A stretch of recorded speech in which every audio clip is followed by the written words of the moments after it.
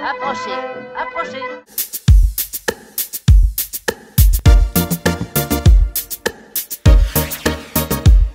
Bonsoir Gauthier Fourcade. Bonsoir. Je ne sais plus si je suis assis ou debout. Sincèrement, je ne vous connaissais pas. Et je vous découvre ce soir. J'aimerais bien que vous me parliez un peu de votre spectacle. Ouais, donc c'est le tout premier ? En fait, c'est le. Il y avait eu avant un Fou comme Fourcade, mais 10 ans avant, hein, donc qui était vraiment basé sur des sketchs comme ça, très inspiré de Raymond DeVos. Et après, j'ai écrit beaucoup d'autres sketchs et je les ajoutais ou je remplaçais certains sketchs. Donc en fait, j'ai eu une grande accumulation de sketchs. Et quand j'étais programmé au déchargeur, dans la salle du dessous, la salle de la Bohème, j'ai fait une sorte de best-of en fait. Et là, j'ai gardé cette forme-là. Ce que je joue ce soir, c'est un peu on va dire le meilleur de cette époque, de cette première époque où j'écrivais des sketchs. Parce qu'ensuite, j'étais influencé par des gens comme Romain Bouteille ou François Rollin qui faisaient non pas des sketchs, mais des spectacles d'un seul tenant pendant 1 heure. Et j'ai voulu faire la même chose aussi. Donc dans le spectacle suivant, c'est pas tout à fait ça. Il y a des sketchs, mais qui sont reliés par un thème. Okay. Et ensuite, pour les suivants, il y aura vraiment plus du tout de noir. Voilà. Donc ce spectacle-ci, Le cœur sur la main, finalement, c'est le dernier représentant d'une époque où j'écrivais des sketchs. On sent vraiment le lien avec DeVos. Oui, voilà. En tout cas, là c'était évident, mais je trouve qu'il y a aussi un côté lunaire chez vous. Oui, de toute façon, on n'a pas le fait d'écrire avec des jeux de mots.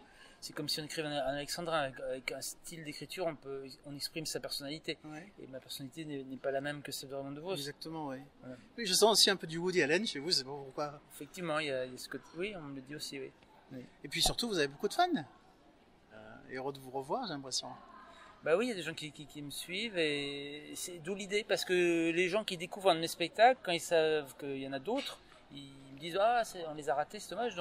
Donc je leur dis voilà, là il y a l'intégrale, vous allez pouvoir tout reprendre au début. Ouais, que vous écriviez, je crois, tous les 5 ans à peu près un nouveau spectacle. 5 ou 6, ouais. Ouais, c'est ça. Ouais. Et que ça représentait un peu l'évolution de votre vie.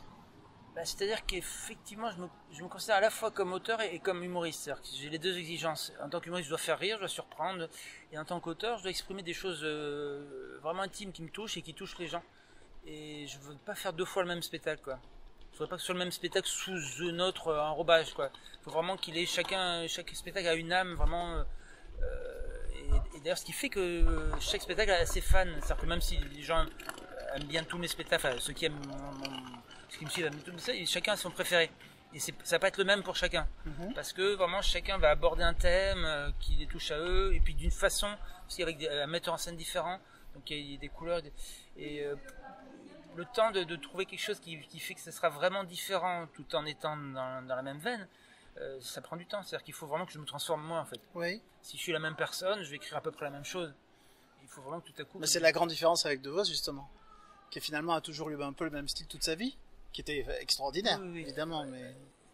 Et DeVos, attention, il a peut-être exprimé des choses au niveau de l'intime qui sont peut-être semblables, mais par contre il a évolué dans le style. C'est-à-dire qu'au début peut-être c'était un peu plus exercice de style, et puis c'est devenu de plus en plus fantastique. Il a élaboré un style où finalement l'histoire comptait peut-être plus que les jeux de mots. Okay. Et c'est ça qui est tellement nouveau dans ce qu'il a créé. Hein. Parce qu'avant il y a plein de gens qui faisaient des jeux de mots, hein, il y a des chansonniers, voilà. Mais DeVos, on enlève les jeux de mots, certaines de ces histoires c'est vraiment un petit peu fantastique.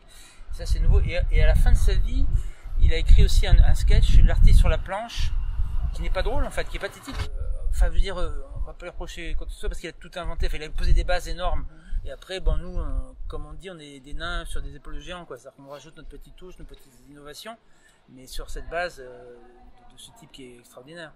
Je sens aussi chez vous pas que de l'humour, il y a aussi de la poésie, de la mélancolie. Je sens tout ça chez vous. C'est plus profond que juste quelque chose de potache en fait. Oui, c'est-à-dire que j'ai écrit aussi des poèmes, j'ai même écrit un roman, j'écris beaucoup de choses. C'est ce que je dis, que je suis aussi auteur, c'est-à-dire que j'ai beaucoup de choses de mes tourments intérieurs à exprimer, quoi. Et la fin de ce spectacle avec l'explication des origines du monde, j'ai trouvé ça très très beau et fort aussi, parce que ça passe un vrai message. Ce sketch du tableau à la fin, c'est un de mes plus longs, enfin il est assez long. donc, et en plus, et pourtant je l'écris assez vite. Oui. Et peut-être c'est parce que j'étais amoureux. Je me rappelle, j'avais 20 ans, j'étais en train de faire un exercice de maths pour préparer les concours dans les écoles.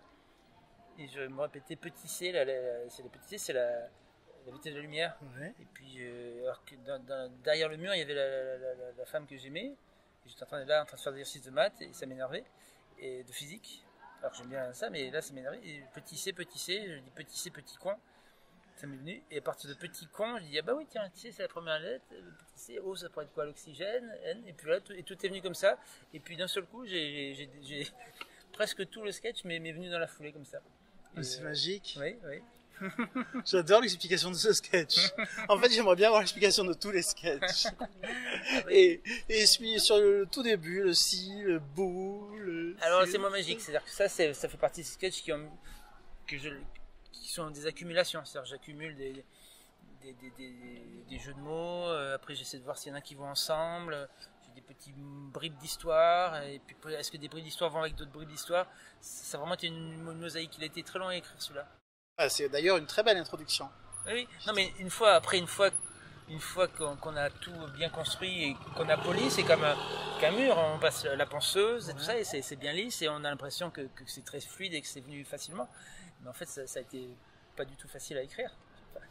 Il y a pas de, il y a des sketchs, comme je dis, comme le dernier qui a été presque limpide et venu d'un coup, et d'autres qui sont ni mieux ni moins bien, mais qui ont été beaucoup plus compliqués à écrire, et ça ne se voit pas. On ne pourra pas dire de l'extérieur si un sketch était facile ou compliqué. Alors on dit souvent qu'on en écrit mieux quand on est malheureux que quand on est amoureux, mais vous avez écrit un sketch absolument magnifique et en étant totalement amoureux. Oui, tout à fait, mais aussi sous la contrainte de devoir faire un exercice de physique, alors que j'aurais voulu courir dans la pièce à côté. Je suis vraiment ravi d'avoir discuté avec vous, et puis on va se revoir dans un mois parce que je serai là. D'accord, avec plaisir. Merci beaucoup. Je vous en prie. Au revoir. Merci, au revoir.